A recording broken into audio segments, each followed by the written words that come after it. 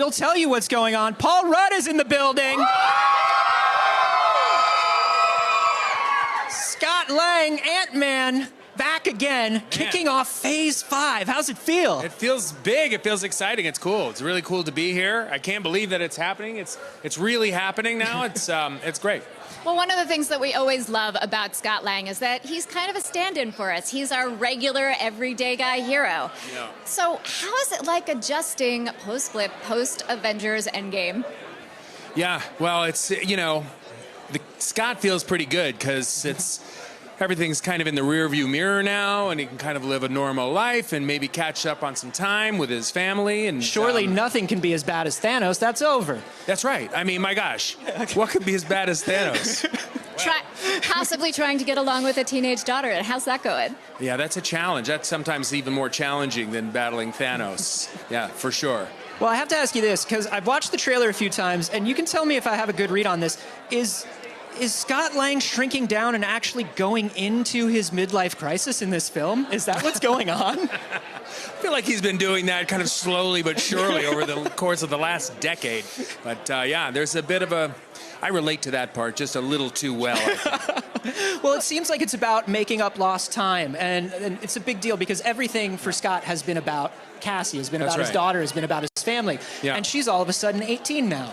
Yeah, I mean, it's, you know, he did miss out on some years, as did Cassie, and so I think that it would make sense that Scott would want to try and, like, you know, spend time with his little girl, who might not be as little as, you know, she was the last time he got to spend some time with her. So, yeah, I think you're right. Catching up for some lost time. Yeah. And we've talked a little bit about how this movie is really kind of a family vacation movie in a way. Did you pick up any tips for traveling and doing family vacations together? I always believe in packing light. You know, if you can avoid checking luggage, yes, do it. You know, if you're going to the quantum realm, you don't want to have to carry around a big suitcase. No, because you don't know whether it's going to float away, where it's going to go. It's not going to be that big anyway. If it's in the quantum realm, it's going to be really, really small. But yeah, you don't know. There's, you know, certain surfaces are weird. You don't know if you're going to be able to wheel it across, and that means carrying it. And if you got a big suitcase, it's the last thing you want to be dealing with down on the quantum level. Absolutely. Let's talk about the quantum realm. This is a big, big mystery for all of us. And I know it was a very, very interesting production for you all. I mean, this is a vast dimension that does not exist. What was that like, shooting that? Well, it's a little strange at times because we're, you know, imagining it. We're surrounded by a blue screen, so we don't really know. And it's always exciting on nights like this when we see the movie for the first time and it's revealed, oh, that's what it looks like.